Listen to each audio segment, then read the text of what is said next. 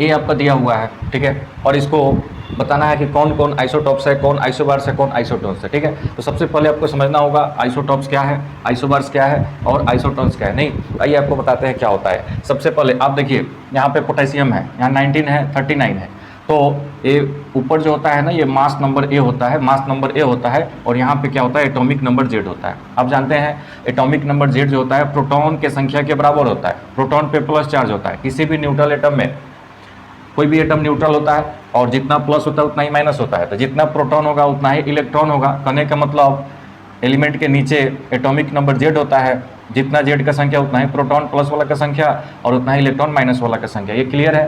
फिर बात करते हैं ऊपर क्या होता है, मास नंबर होता है, मास नंबर होता है, द्रव्यमान संख्या होता है।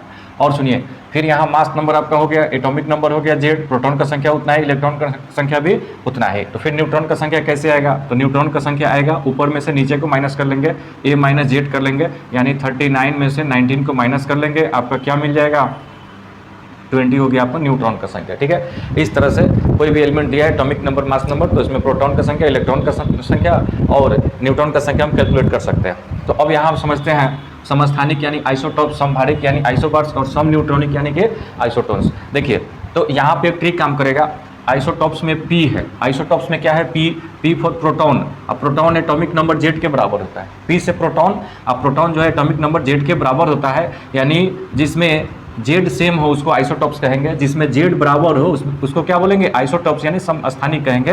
तो आप देखिए जेड तो नीचे होता है ना, जेड कहाँ होता है, जेड आपका नीचे होता है, तो यहाँ 6 है और यहाँ पे भी 6 है, तो ए जो है ना नीचे वाला, यानी दोनों का जेड सेम है, मतलब प्रोटॉन का संख्या सेम है, ये आपका आइसोटॉप्स का पेयर हो गया। नहीं, फिर बात करते हैं समभारिक। तो यहाँ ए है, ए मतलब क्या होता है, मास नंबर। ए मतलब क्या होता है, मास नंबर द्रव्यमान संख्या। ए मास नंबर ऊपर पाया जाता है, मास नंबर क्या होता है, ऊपर। तो जो ऊपर बराबर होगा वो आइसोबार्स का पेयर हो जाएगा। यहाँ पे देखिए 3 है, तो हीलियम 24 और यहाँ पे 13 हाइड्रोजन का 13, ये दोनों जो है समभारिक है, आइसोबार्स है, दोनों का ए सेम है। फिर यहाँ बात करते हैं आइसोटोन्स, सम न्यूट्रॉनिक। तो यहाँ एन मतलब क्या, न्यूट्रॉन, जिसमें न्यूट्रॉन का संख्या सेम हो।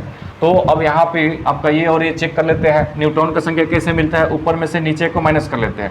यहाँ 198 में से आपको 80 को माइनस कर लेना है, आपका क्या मिल जाएगा, 118। और यहाँ पे 197 में से 79 को माइनस कर लेंगे, तो यहाँ पे भी क्या मिल जाएगा, 118। मतलब ये दोनों जो है आपका आइसोटोन्स हो गया, सम न्यूट्रॉनिक हो गया। तो